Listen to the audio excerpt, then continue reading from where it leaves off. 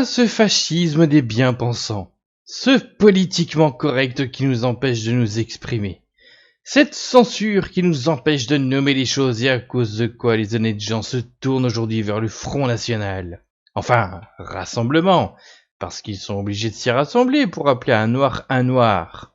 Bon, ça y est, ce coup-ci on l'a perdu. Allez, je vais sortir mon outil magique, puisque c'est bien évidemment comme ça que ça marche pour faire disparaître quelqu'un médiatiquement. Et si tout ce que je venais de dire était juste des grosses conneries? Ah, je me disais. Attends, sur quel bouton je clique du coup pour annuler la procédure? Tu as pensé à éteindre et à redémarrer? Je pense que tu aurais effectivement besoin de le faire bientôt, parce que si j'ai dit ça, c'est parce que je vais parler d'une vidéo, et même deux, qui vont te provoquer un BSOD. Ah. Epsilon, tu devrais pas rester.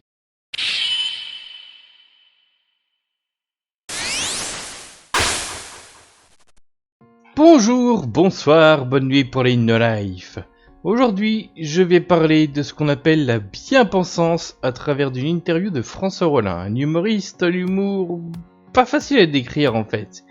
C'est de l'absurde créé par les mots qu'il fait souvent à travers un personnage du professeur Rollin, une sorte de monsieur je sais tout à côté de la plaque qui, malgré l'absurdité de ce qu'il raconte, le dit avec l'assurance d'un intellectuel lors d'une conférence. Et en fait, je me rends compte que le problème, c'est que finalement, c'est exactement pareil quand il joue pas de personnage et qu'il parle de politique. Tu as vraiment réussi à faire croire à quelque chose de profond. Bah dans ce cas, j'ai plus qu'à me lancer dans la politique. Maintenant, c'est pareil, l'homme de l'artiste après avoir dit ça, tiens. Bon, à la base, ça devait être une vidéo hors format, stand-alone, hein, mais finalement, au fur et à mesure de l'écriture, ça commence à ressembler à une vidéo réflexion. Donc je décide que ça en est une. Malgré ça, comme ça avait été prévu pour être à la base une vidéo réaction isolée, le format sera un peu différent de d'habitude et va en fait plus ressembler à ce que j'avais fait sur les vidéos critiques des documents religieux. Et ça me fera gagner du temps car j'en ai perdu beaucoup pour diverses raisons. Et le hasard fait qu'il devrait bientôt y avoir une autre vidéo réflexion, sûrement sous une forme plus classique. Bref, je lance la vidéo. C'est parti. Moment, on se sent tous très surveillés justement par le politiquement correct et la bien-pensance. Et c'est vrai que moi, mon spectacle est une charge contre la bien-pensance et elle me l'a fait payer assez cher. Il y a toute une série d'émissions où je suis très lourdement tricard et voilà simplement. Ah parce bon, que lesquels qui bon non, je ne veux pas citer parce que j'aurais l'air de reposer ma candidature. Mais là, vous êtes en train de vous censurer Bon, désolé, les bugs sont d'origine. vous-même. Allez-y, allez-y. C'est juste au début que ça va le faire. Hein, à France Inter notamment, oui, bien sûr. À France Inter vous a remercié parce que vous étiez. Alors évidemment, ça ne se marque pas sur la feuille de licenciement. Trop bien pensant, mais pas assez bien pensant. Mais oui, bien sûr, tout à fait. J'ai un certain nombre d'indices me montrent. Bon là, il a un faisceau de présomption, hein, éventuellement. Mais bon, d'une manière générale, tout ce qui est faisceau de présomption, c'est pas non plus une base solide. Mais écoutons ce qu'il lui a fait dire que France Inter n'aime pas ce qu'il appelle, lui, la bien-pensance et le politiquement correct. Qu'est-ce qui est gêné? Qu'est-ce que ça veut dire quoi C'est que France Inter a une ligne éditoriale qui veut qu'on soit dans la compassion automatique directe, que dès que le nom de Marine Le Pen est prononcé, on ait des vomissements. Et moi, je n'aime pas Marine Le Pen, je ne voterai pas pour elle, mais je n'ai pas des vomissements, je ne feins pas de m'évanouir lorsqu'on parle d'elle. Et ça, c'est pas assez. Pour France Inter, ça veut dire que je suis un peu sympathisant nazi. Ah bon, à ce point-là? Oui, très vite, ça va comme ça. Et si vous... Voilà, la bien-pensance vous suspecte constamment de penser de travers. La bien-pensance affirme qu'elle pense droit, irréprochable, et que vous, je ne sais pas trop dire, mais bon, c'est un peu bizarre, vous êtes un peu... Voilà. Et donc, dès qu'on se met à penser un peu en liberté, dès qu'on a même son propre style, il y a toute une série d'institutions qui ne veulent pas vous recevoir. Oui, mais bon, penser en liberté, attention, ça n'empêche personne de partir en roue libre et de penser de la merde, donc bon. Ce n'est pas le fait que je suis une liberté de pensée et d'expression, pour dire ta pensée, donc, que tu fais des analyses pertinentes, ou du moins, c'est pas du tout un élément suffisant. Tu as plus de chances d'être pertinent en ayant une compréhension suffisante du contexte de ton sujet, et notamment du contexte de la société dans laquelle tu vis. Et dans l'idéal, il faudrait que tu puisses étudier en profondeur la société dans laquelle tu vis, même. Bon, bien sûr, tout le monde n'a pas que ça à foutre, et moi non plus, d'ailleurs. Donc le mieux étant encore d'écouter celles et ceux qui le font. Donc là, en fait, Rollin, il donne l'exemple de Marine Le Pen, là, il a fait 2 secondes. Exemple qui n'est pas anodin. Moi-même, je suis un branleur absolument pas spécialisé dans la politique ou la sociologie, mais si on replace ça dans un contexte de montée des idées d'extrême droite, donc aujourd'hui quoi, notamment sur le net, alors on peut faire remarquer que les idées et les personnalités associées se banalisent. Et là, je pense qu'il y a une question à se poser. Donc question qui est la suivante. Oui, il est comment sur ça? Est-ce qu'il veut que ça se banalise ou pas? Est-ce qu'il veut que tout le monde ait le droit de parler sans distinction?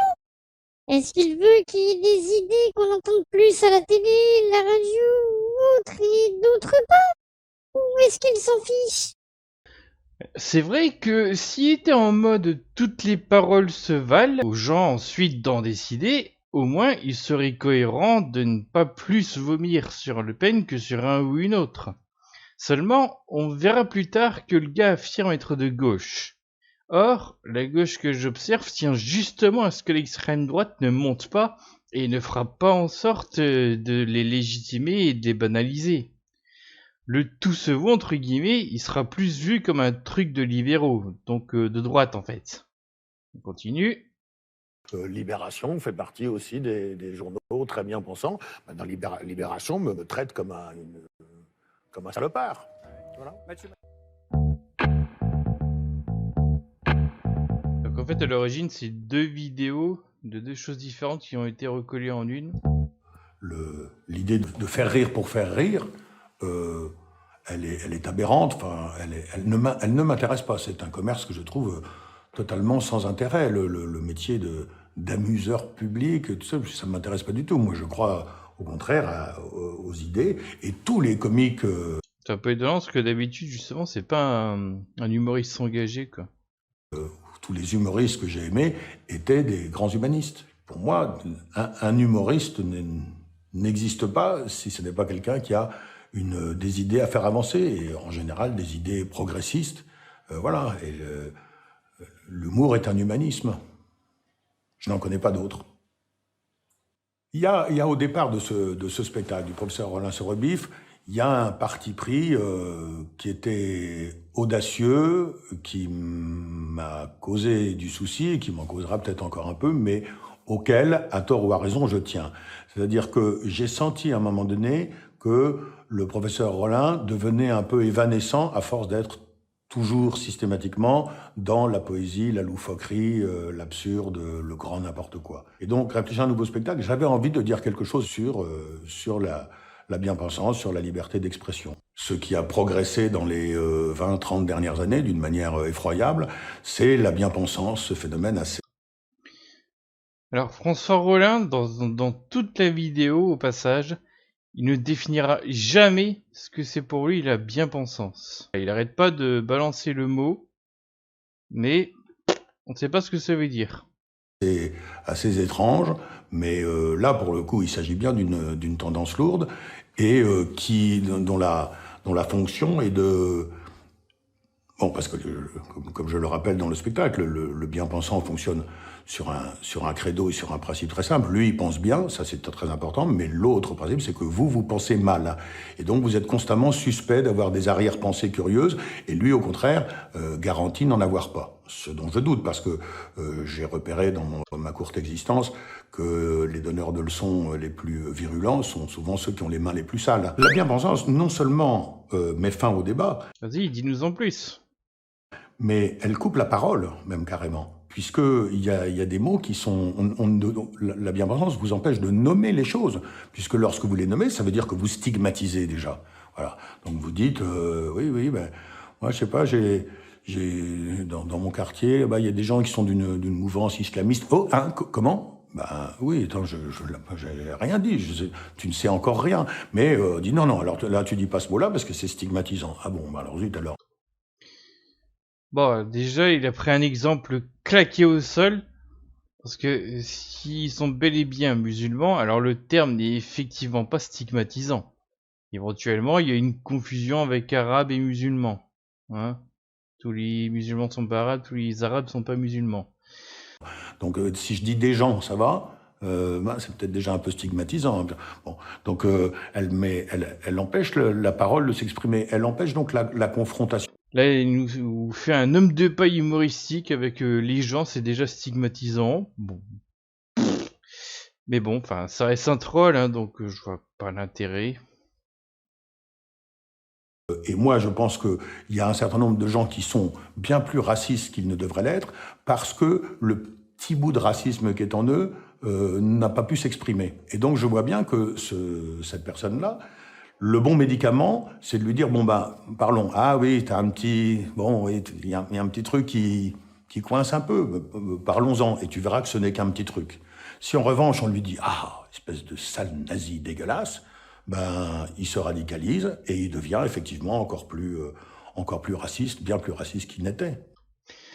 Alors, certes, il est contre-productif de l'envoyer chier plutôt que d'être bienveillant. Même si, selon les cas, ça marchera pas non plus. Mais sa phrase, elle finit en gros par un « c'est de la faute des antiracistes, si les racistes, ils deviennent racistes » en fait. Les discours de tout doux, là, ils sont pas non plus magiques. Vous avez certainement déjà vu le racisme c'est pas bien sans aucune agressivité, que ce soit dans les discussions ou dans les fictions. Mais c'est pas magique non plus, parce que sinon, le racisme il aurait disparu à force. Donc avec cette logique, on peut plus rien faire. Et du coup, on fait quoi? On maintient le statu quo? Depuis son retour en 1992, le journal satirique Charlie Hebdo a fait l'objet de 48 procès pour injures. Il y a des machins comme ça, je sais pas ce qu'ils viennent foutre là dans la vidéo. Moi, je ne pense pas que la population française soit fondamentalement raciste. D'ailleurs, même mes amis d'origine étrangère, noirs, arabes, maghrébins, toutes, vietnamiens, et ce qu'on veut, ne le pensent pas tellement non plus. Ils l'ont dit, non, on ne sent pas une population particulièrement raciste.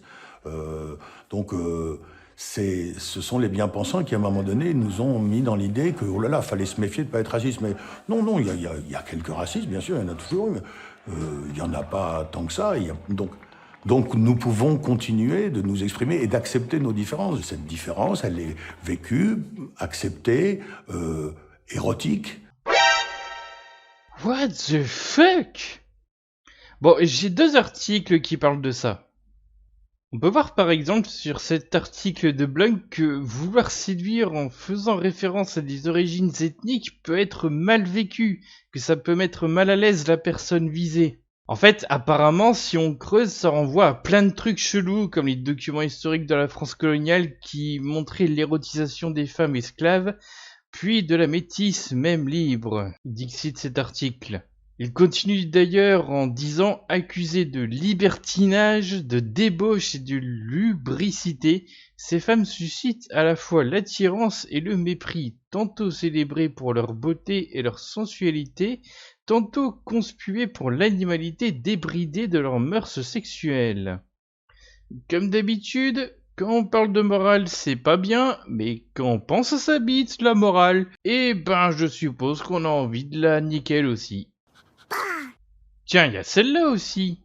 Dès le début du peuplement de la Réunion, par exemple, les historiens observent que l'origine ethnique des filles, malgaches, africaines, indiennes ou créoles métissées, a permis aux colons de passer outre leurs scrupules et de prendre les épouses beaucoup plus jeunes en moyenne que les mariés de France métropolitaine à la même époque.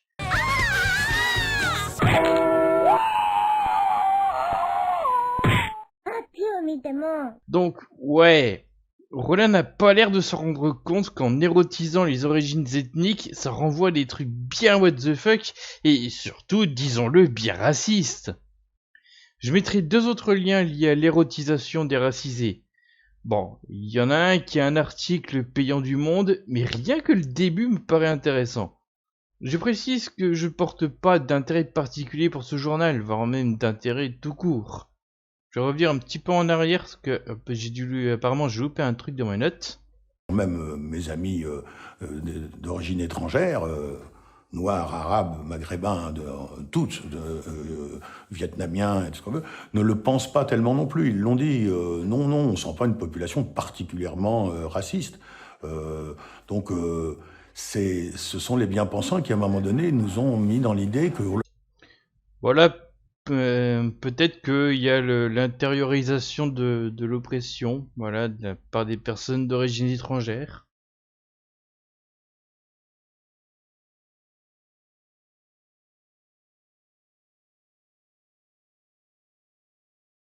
Je suppose qu'il y a ça.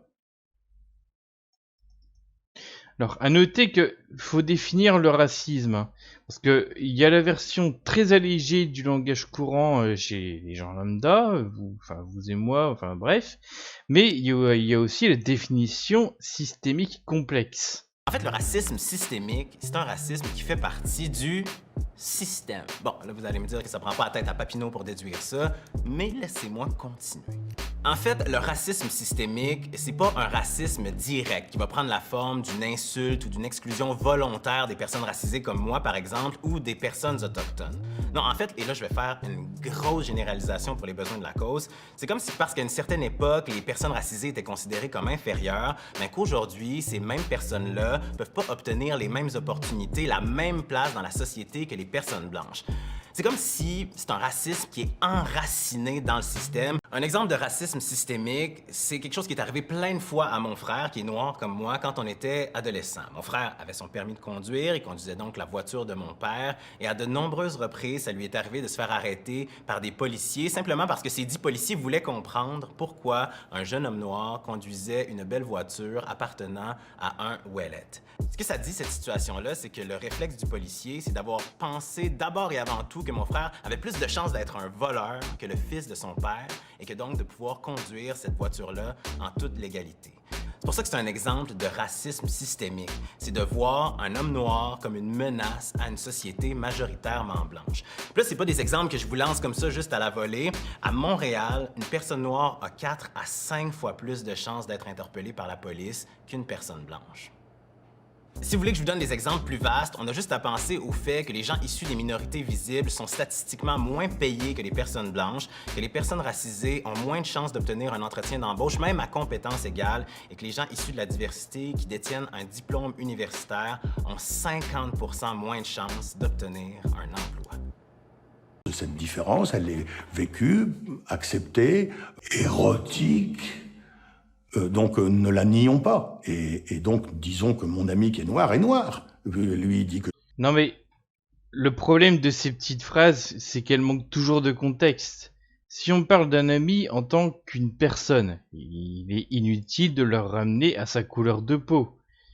Si le sujet de la discussion en revanche, c'est, par exemple, mon ami noir a été victime de discrimination à l'embauche, bon bah ça a bien plus de sens de préciser qu'il a été victime de racisme en précisant son origine ethnique ou simplement sa couleur de peau. Je suis blanc. Si je lui interdis de dire de quelle couleur je suis, lui est emmerdé. Et que personne ne vienne nous chercher des poux dans la tête en disant « Oui, mais alors vous comprenez, vous êtes en train de monter en épingle la couleur de peau. » Non, on la monte pas en épingle. Le bon sens a reculé devant les assauts répétés de la bien-pensance. Et encore une fois, je pense que vraiment, pour bien clouer le bec aux bien-pensants, ce qu'il faut leur dire le plus, c'est « vous avez un problème ». Voilà. De la même façon que, par exemple, que les gens qui demandent traditionnellement « peut-on rire de tout ?» sont ceux qui ont un problème. Voilà, sont ceux qui pensent que non, on peut pas rire de tout, et eux, ils ont une morale et un ordre à faire valoir. Sinon, ben oui, bien sûr, on peut rire de tout, pourvu que ça vous fasse rire. Alors, on peut rire de tout du moment que ça vous fasse rire. Alors ça, c'est une phrase qui est vraiment révélatrice de l'autocentrisme dont beaucoup d'entre nous sommes coupables. Hein. Enfin, on croit que si c'est drôle pour les dominants, donc les non-oppressés, quoi, alors c'est drôle tout court. Non, non, c'est pas comme ça que ça marche. Que ce soit drôle.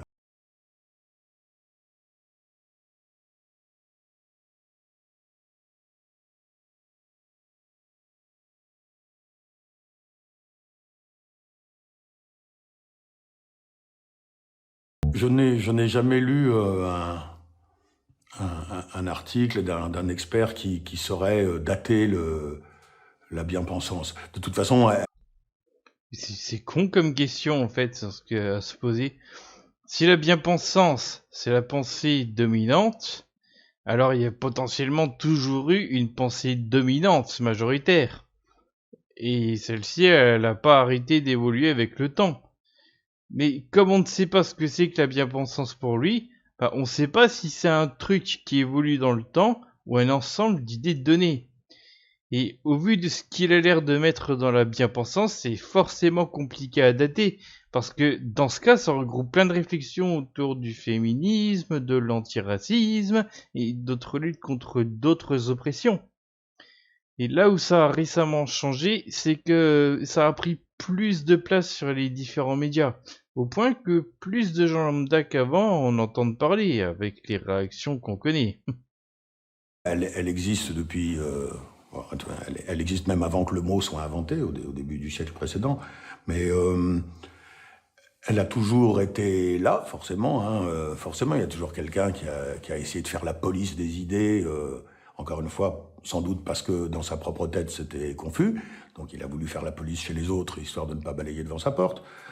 Ok, donc maintenant le mec est dans la tête d'on ne sait pas qui mais on s'en branle de plus d'un siècle et il lui fait un procès d'intention. La bien-pensance n'a pas de patrie. Elle est... Il se trouve que ces derniers temps, elle apparaissait être beaucoup de gauche, mais elle est de droite aussi. Il y a une bien-pensance de droite aussi, sans aucun doute. C'est une... comment dirais-je, la bien-pensance dans la mesure où elle est une espèce de police autoproclamée de la pensée. Comme le disait Orwell. N'a pas de parti. Elle est de tous les côtés. Bon, il est vrai que... Non mais sérieusement, en disant ça, il affirme d'une certaine manière que la bien-pensance n'a pas d'idéologie, ce qui est complètement con. Attends, mais c'est complètement con.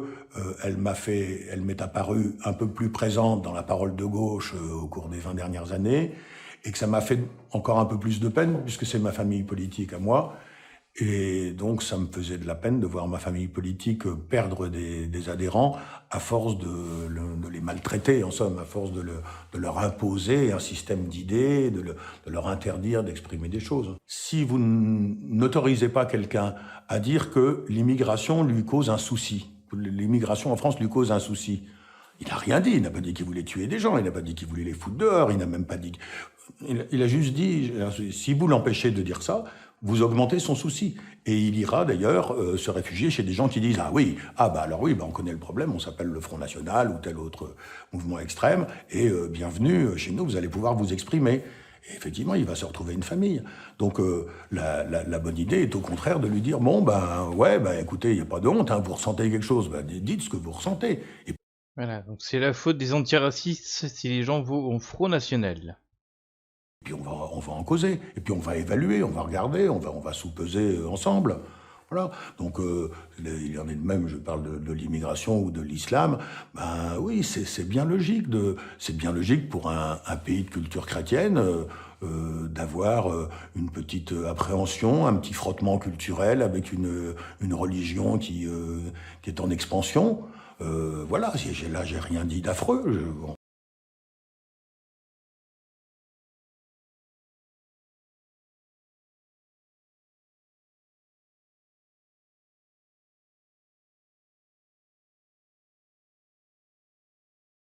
De toute façon, moi, je suis tranquille, je suis athée jusqu'au bout des ongles, donc je renvoie dos à dos toutes les religions.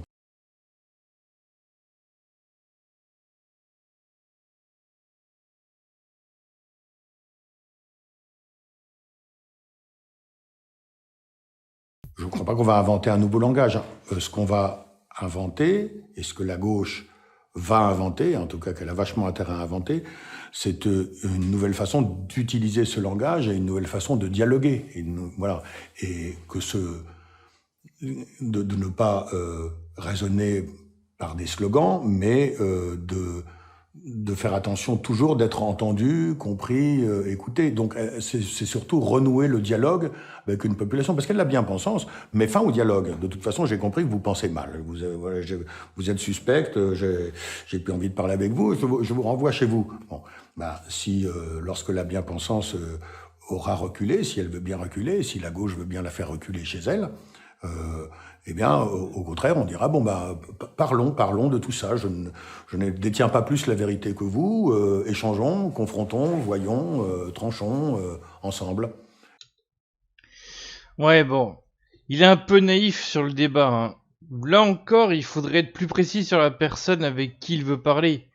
Ça peut éventuellement être intéressant avec une personne de droite, mais il y a peu de chances que ça soit le cas avec une personne d'extrême droite convaincue de ses idées, si celle-ci aura pour seul objectif de gagner le débat. Éventuellement, ça peut permettre de se rendre compte qu'on peut se retrouver devant des questions et des remarques auxquelles on n'y avait pas pensé, ou encore de se rendre compte qu'on était bien plus ignorant qu'on s'en doutait sur tel sujet. Bon, et puis, devant le peu d'efficacité des débats quand on n'a pas un minimum de fondamentaux communs, alors Rollin, il parle bien d'une discussion entre personnes de gauche, et pourtant j'ai l'impression que les échanges risquent d'être compliqués, on risque de plus perdre de temps qu'autre chose, hein. D'ailleurs, à la place, les sceptiques vont proposer un entretien épistémique. Je mettrai un lien en description si vous ne savez pas ce que c'est. Et voilà, je pense que la gauche a intérêt à ouvrir ses oreilles, ouvrir un peu moins souvent sa gueule et un peu plus souvent ses oreilles. Après, les choses se remettront en place normalement. Et donc, c'est la civilisation qui fait que nous pouvons éventuellement vivre ensemble, construire des sociétés, tout ça qui. Donc, je pense qu'en effet, il est très important pour faire progresser le vivre ensemble, qui est une nécessité, parce que nous n'avons qu'une planète, et pour l'instant, c'est pas demain qu'on va en avoir une deuxième. Il faut faire avancer le vivre ensemble, et pour ça, faut en parler. C'est tout. Ce n'est que par l'échange, le dialogue, qu'on progresse, c'est-à-dire on dit, écoute, moi je vivrais volontiers avec toi, mais j'aimerais bien que tu te laves un peu plus les pieds. Ah bon? Écoute, puisque tu me dis ton souci, je vais d'abord, moi je veux bien, parce que ça me fait pas trop de soucis de me laver les pieds, puis je vois que ça t'arrange, et toi je te demanderai en retour, est-ce que c'est possible que tu chantes un peu moins fort sous ta douche? Voilà, et on compose. Vivre ensemble, c'est ça, c'est faire des compromis, c'est réduire les malentendus et s'appuyer sur ce qui nous rassemble et pas sur ce qui nous sépare. Mais pour ça, il faut en parler, il faut en parler, y compris quand ça vous pose un problème. Voilà, donc si... Non, vous ne rêvez pas. Il a vraiment comparé les discussions sur des sujets politiques complexes, incluant le racisme, à « tu devrais te laver les pieds ». Il prend des exemples soft du style « j'ai un problème avec », qui en réalité peut d'ailleurs sous-entendre quelque chose de plus grave, je pense. Mais qu'en est-il des personnes qui crieraient haut et fort des trucs du style « les Arabes, il faut les brûler ». On fait quoi avec eux? Là aussi, on essaie de trouver des compromis? On les tape mais pas trop fort? Mais c'est tellement naïf, putain! Tu ne peux pas faire des comparaisons avec des trucs comme ça! Et c'est même pas le pire de ce qu'il a dit, hein. Je suis tombé sur YouTube sur une vidéo qui est en fait une chronique radio de l'émission Pain de campagne du 13 septembre 2011, donc qui était une chronique de l'élection présidentielle de 2012 sur France Culture. Allez, c'est parti, on va découvrir ça. Mes chers compatriotes et ma chère Simone, je vous offre ce midi une tranche de pain de campagne anecdotique. Voyons de plus près. Ça se passe il y a quelques semaines, il est environ 23 heures, je suis dans le quartier Stalingrad à Paris, je sors du restaurant en compagnie d'une bonne amie. Nous fumons une cigarette tranquillement sur le trottoir. Soudain, un homme d'une petite trentaine d'années m'aborde brutalement en me tutoyant sans vergogne et me demande « Tu peux me passer ton téléphone, j'ai besoin de passer un appel très important ». Je refuse poliment pour la simple raison que j'ai 2 ou 3 copains qui, dans le même schéma de jeu, ont vu le bonhomme partir en courant avec leur téléphone. Mais pour compenser ce refus légitime, je dis simplement une cigarette si tu veux, pas de problème. J'en veux pas de ta cigarette, éructe le gars. Tu me prends pour un clodo ou quoi? T'es un sale raciste. C'est assez surréaliste.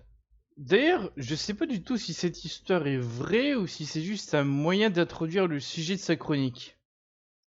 Voilà ce que t'es. Je m'avise à cette occasion que l'individu est de type arabe. Ce n'est pas la première chose que j'avais remarquée, mais maintenant qu'il me traite de raciste, je suis bien obligé de constater l'évidence. Et le gars en remet une couche, tu peux te la mettre dans le cul, ta cigarette, enculé de raciste.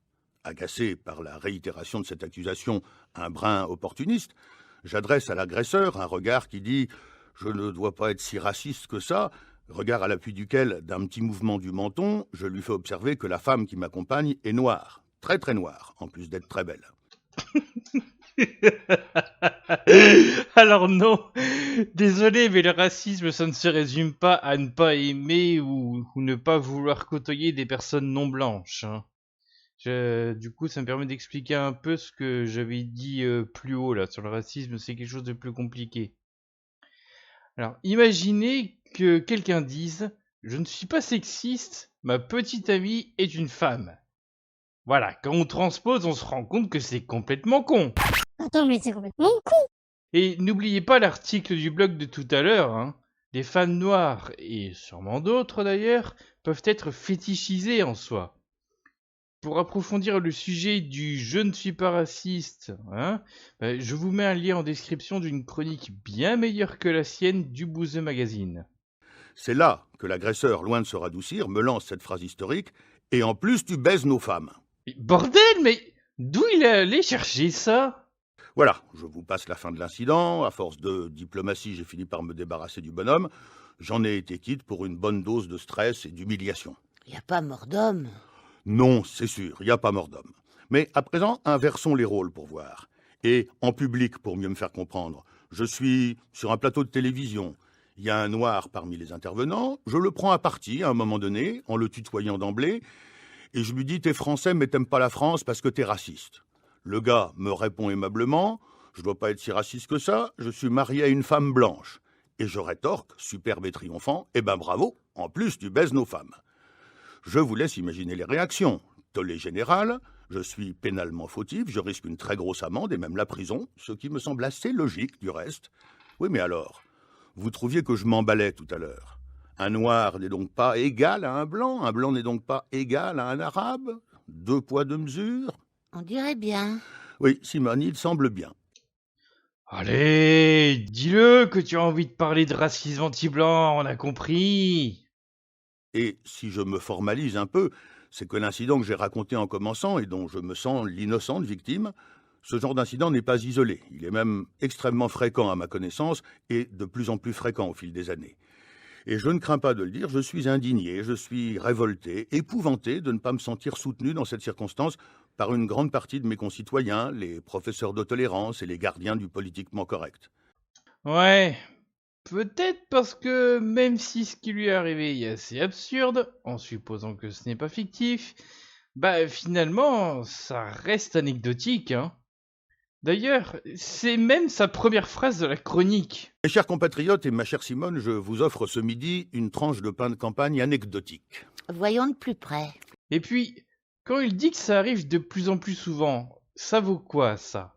Est-ce que c'est juste un ressenti? Est-ce que c'est démontrable? Est-ce que ce serait un cas de racisme inversé, entre guillemets? Eh bien, je dirais que non, et que c'est juste une anecdote bizarre. Mais attention, encore une fois, je me base sur une définition bien plus complexe du racisme que ce qu'on peut avoir l'habitude d'avoir.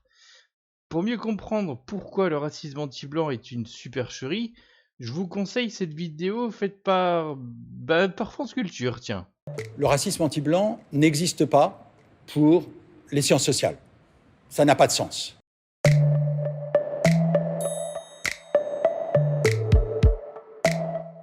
Mais en revanche, c'est très présent dans le discours public. On en parle beaucoup. Il y a donc un écart entre ce que racontent les disciplines scientifiques et ce dont on parle dans le débat public. Mais bien sûr, il peut y avoir des insultes, il peut y avoir des agressions. Est-ce qu'on a besoin d'appeler ça du racisme, quand bien même on me dirait sale blanc? Les sciences sociales, de ce point de vue, sont très attentives à dire si on commence à reprendre à son compte le discours de l'extrême droite, qui nous dit qu'au fond, tous les racismes, ça se vaut, eh bien, on est en train de nier la réalité de l'expérience d'une partie importante de nos concitoyens et de nos concitoyennes, et dire qu'au fond, traiter de sale blanc ou traiter de sale noir, c'est la même chose, c'est faire comme si, quand on dit sale blanc, ça résonnait avec toute une histoire, avec toute une expérience sociale ordinaire et avec tous les discours politiques. Je n'entends pas de discours politique anti-blanc. Je ne vois pas de discrimination à l'embauche ou au logement pour les blancs. Je ne vois pas de contrôle aux faciès pour les blancs. Donc, les expériences sociales ne sont pas les mêmes pour tout le monde. En fait, ce racisme complexe, entre guillemets, est souvent appelé racisme systémique. Enfin, souvent. Pas au moment où il le faudrait, justement, honnêtement, hein, mais bon. Le terme est utilisé dans des cercles de gauche bourgeoise intellectuelle, mais la précision ne m'a l'air jamais faite. Si vous voyez un commentaire random du style « le racisme anti-blanc n'existe pas ». Et ouais, ça crée de la confusion.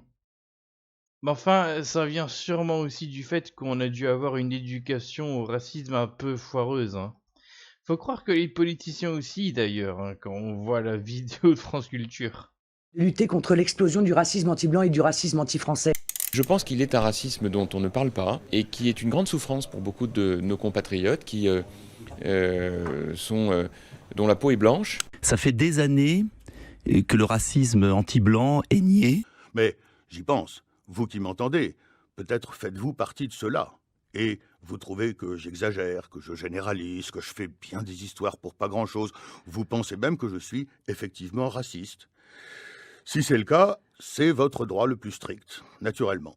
Et je vous laisse vous bercer dans la bien-pensance et vous vautrer dans l'inextinguible culpabilité postcoloniale. Mais si au premier tour de la présidentielle, s'appuyant avec opportunisme sur le ressort de l'exaspération, tel ou tel candidat des extrêmes fait 30%, il faudra pas venir me pleurer dans les bottes. Oh putain, alors ça c'est vraiment la cerise sur la crème de merde. Donc, en gros, si le Front National monte, c'est à cause des antiracistes. Ce n'est pas parce que ça arrange certains blancs hein, de ne pas avoir des emmerdes que peuvent avoir les racisés.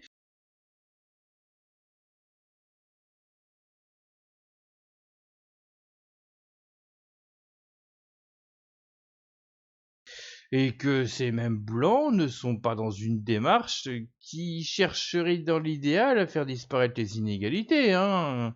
Et même que certains trouvent ça normal et justifient ça. Non, non, c'est les antiracistes le problème, hein. Paye ta logique. Allez, pour la peine, je mettrai une vidéo de plus du bouseux dans la description qui parle du sujet. Et après, il ose se plaindre en 2015 de la bien-pensance et du politiquement correct dans son spectacle François Rollin se rebiffe, puis en 2017 dans sa version 2 du spectacle, se rebiffe donc, et sur France 2. Je pensais que c'était juste quelqu'un qui était tombé dans le piège du « on ne peut plus rien dire » parce qu'il a connu une époque où certaines questions ne se posaient pas encore, ou se posaient moins. Mais en fait, c'est encore pire. À moins qu'il ne se soit remis en question depuis, c'est décevant. Et avec tout ça, on ne sait toujours pas ce que c'est la bien-pensance, hein. Ça fait longtemps que je songe à faire une vidéo sur ce terme, et aussi sur le politiquement correct, entre guillemets, mais je vais en profiter pour en parler maintenant. Je verrai si un autre jour j'aurai besoin de faire une vidéo plus approfondie là-dessus ou pas. Donc, ma définition, qui vaut en fait pour les deux termes en même temps, c'est que ce sont des termes creux utilisés par la droite et l'extrême droite pour parler d'un truc auquel ils ne sont pas d'accord, notamment ou exclusivement des idées de gauche. Les gens agissent en réactance par rapport à ça, hein, c'est-à-dire que plus on va mettre telle idée en avant, et plus les gens vont adopter une attitude contre ce qui leur font chier. Le bouseux avait donné l'exemple dans le numéro 49 de son magazine vidéo de mecs qui faisaient en sorte que leur voiture pollue plus parce que ils font chier ces écolos. My name is Greta Thunder. I'm a young American boy, and I don't believe in climate change.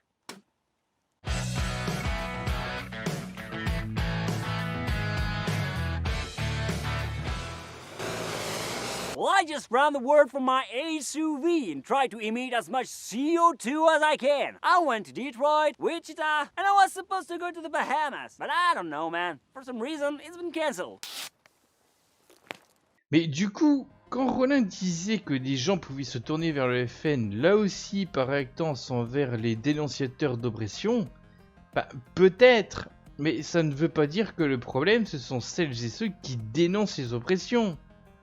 Par contre, est-ce qu'on peut régler le problème de la réactance et comment? Ben ça, je n'en sais rien. Ouais, dommage, hein. Je sais bien qu'apporter des solutions après avoir fait un constat c'est toujours mieux, mais c'est pas un problème simple. Et pour vous dire à quel point ces deux termes sont creux, prenons un exemple. Imaginez, vous avez Jean-Michel, une personne de droite ou d'extrême droite, qui va se plaindre de l'homosexualité. Elle va dire... Ah ouais, mais aujourd'hui, considérer que c'est normal, eh ben c'est de la bien-pensance, c'est du politiquement correct. On n'a plus le droit de dire que c'est dégueulasse. Et de toute façon, on peut plus rien dire. J'arrête pas de le répéter d'ailleurs. Bref, même en supposant qu'aujourd'hui, ne pas être homophobe et même soutenir les LGBT+, soit tellement admis dans la société que... Ben, ce serait un truc de droite en fait. On est d'accord que ça n'a pas toujours été le cas. C'était pas de la bien-pensance avant. Que c'est d'ailleurs pour ça qu'il y a eu des luttes et qu'il y en a encore aujourd'hui. Ça veut dire aussi que, toujours dans mon scénario, où ce n'est plus le cas de nos jours, l'homophobie avant était de la bien-pensance et du politiquement correct. Donc à ce moment-là, Jean-Michel, ton problème c'est pas la bien-pensance et le politiquement correct. Et puis, si ces termes sous-entendent une pensée dominante, alors la bien-pensance et le politiquement correct, bah ce sont les pensées de droite logiquement, non? Parce que, globalement parlant, tu penses vraiment que la pensée dominante est actuellement de gauche? Bref, c'était du grand n'importe quoi, et le problème des gens qui ont toujours quelque chose à dire, c'est ça. Tu es comme tous les humains, tu parles sans savoir.